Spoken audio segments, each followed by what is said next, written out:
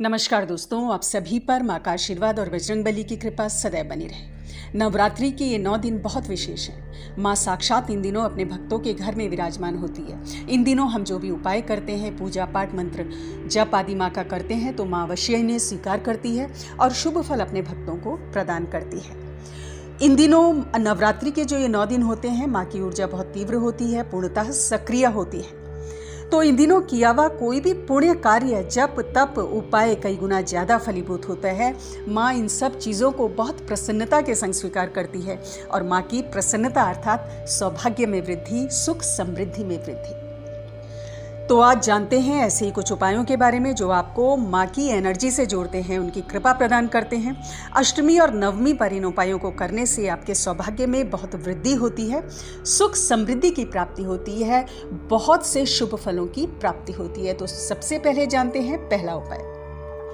अष्टमी या नवमी को माँ को सुहाग का सामान आपको भेंट करना है। सुहाग के सामान में आप क्या रखेंगी? बिंदी, चूड़ी, काजल, मेहंदी जरूर रखेंगी।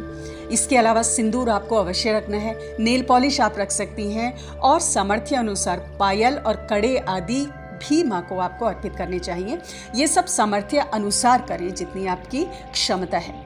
और मेहंदी माँ को आपको अवश्य भेंट करनी है। साथ ही वस्त्र आपको भेंट करने हैं। साड़ी और चुनरी माँ को भेंट करनी है। जो बहनें साड़ी नहीं अगर किसी कारणवश माँ को अर्पित कर पा रही हैं तो कोई बात नहीं, आप चुनरी के संग एक सुंदर लाल रुमाल माँ को भेंट कर दें। माँ को ये सामान अर्पित करने के बाद में ये सामान आप प्रयोग करें, किसी सुहागन को दे दें। आपके परिवार में जो भी सुहागिन स्त्रियां हैं उनको दें और स्वयं भी इसको यूज करें। अगर आप ऐसा करती हैं तो माँ आपको अखंड सौभाग्यवती होने का और अखंड सुहागिन होने का वरदान देती हैं। पति पत्नी के बीच प्रेम भाव बढ़ता है, सुख शांति समृद्धि घर में बनी रहती है। और एक चीज का ध्यान रखें कि सुहागिन बहनें जब भी श्रृंगार का सामान माँ को भेंट करें तो स्वयं पहले अपने का अच्छे से श्रृंगार करें, तब माँ को श्रृंगार की सामग्री भेंट करें। दूसरा उपाय, अष्टमी या नवमी को माँ को मिठाइयों का भोग आप जरूर लगाएं। साथ ही कुछ पैसे मंदिर में आपको रखने हैं, अपने घर के मंदिर में। बाद में जब आप अपनी पूजा संपूर्ण कर लेती हैं तो मिठाई आप बच्चों में बांट दें और जो पैसे हैं वो जरूरतमंदों को दे दें। ऐसा करने से माँ प्रसन्न होती है और आपके अन्न के भंडार सदैव भरे रहते हैं। तीसरा उपाय, अष्टमी या नवमी को सुहागिन बहनें माँ को सिंदूर अवश्य अर्पित करें और जो सिंदूर आप माँ को अर्पित कर रही हैं उस सिंदूर को थोड़ा सा अपनी मांग में जरूर लगा लें। इसके साथ ही माँ को लाल पुष्प इन दोनों दिन आपको अवश्य भेंट करना चाहिए। दोस्तों, हिंदू धर्म में आदिशक्ति की तुलना परब्रह्म से की गई है जो संसार के पालन करता है। जब भक्त एक शिशु रूप में माँ का ध्यान करता है तो माँ भी अपने बच्चों पर हर तरह से कृपा करती है और संसार में सबसे पवित्र रिश्ता माँ और बच्चे का है। उसी रूप में माँ अपने भक्तों का कल्याण करती है। चौथी चीज जो आपको अष्टमी या नवमी में जरूर करनी है कि अष्टमी और नवमी को माँ दुर्गा के मंदिर जाकर आपको जरूर दर्शन करने चाहिए माँ के।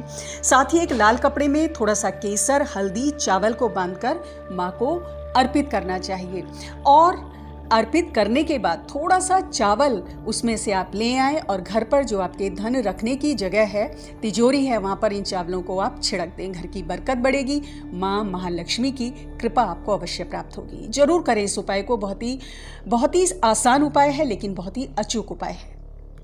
दोस्तों, माँ की भक्ति से हर कष्ट दूर होते हैं। ये सिर्फ कहने की बात नहीं है, ये महसूस करने की बात है। जो भी भक्त माँ की कृपा चाहते हैं, उन्हें प्रसन्न करना चाहते हैं, वो इन आसान उपायों के द्वारा माता को प्रसन्न कर उनकी कृपा प्राप्त कर सकते हैं, अपनी मनोकामना को पूर्ण कर सकते हैं।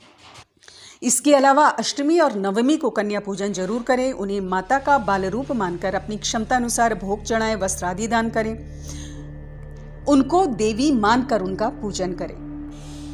और साथ ही कुछ चीज़ों का आपको ध्यान रखना चाहिए दोस्तों इसके अलावा कि नवरात्रि के 9 दिनों में सिर्फ पूजा के समय ही नहीं, हर समय माँ का आपको ध्यान करना है। उनके मंत्रों का मानसिक जप करना है। सेवा भाव सबके लिए रखें और इन दिनों किसी भी नकारात्मकता से, गलत भावना आदि से स्वयं को दूर रखें। और जो माँ के सच्चे भक्त हैं वो सिर्फ नवरात्रि के 9 दिन नहीं, पूरे साल भर इन सब चीज़ों का ध्यान रखते हैं, अपने मन को पवित्र रखते हैं, नकारात्मकता से दूर रहते हैं। क्योंकि जो माँ के सच्चे भक्त होते हैं उनके लिए पूरे साल के जितने भी दिन हैं वो सब नवरात्रे हैं। माँ की ऊर्जा से महिमा मंडित है। जो दिल से पुकारता है उसकी प्रार्थना माँ सुन लेती है। माँ दुर्गा ही लक्ष्मी के रूप में भक्तों को आशीर्वाद देती हैं, उनके घरों में निवास करती हैं, निर्बल मन वाले लोगों में बुद्धि के रूप में निवास करती हैं, सत्पुरुषों में श्रद्धा के रूप में और कुलीन पुरुषों में लज्जा रूप में निवास करती हैं। माँ महालक्ष्मी, माँ महाकाली, माँ सरस्वती, ये माँ का ही संयुक्त रूप है दोस्तों। जिस पर कृपा करते वो इस भवसागर से आसानी से पार हो जाता है। तो ऐसी ममतामयी माँ दुर्गा की कृपा आप सब पर बनी रहे दोस्तों। अगली वीडियो में बहुत जल्द मिलती हूँ, तब तक के लिए अपना ध्यान रखें, स्वस्थ रहें, खुश रहें, मस्त रहें। जय माता दी, जय बजरंग।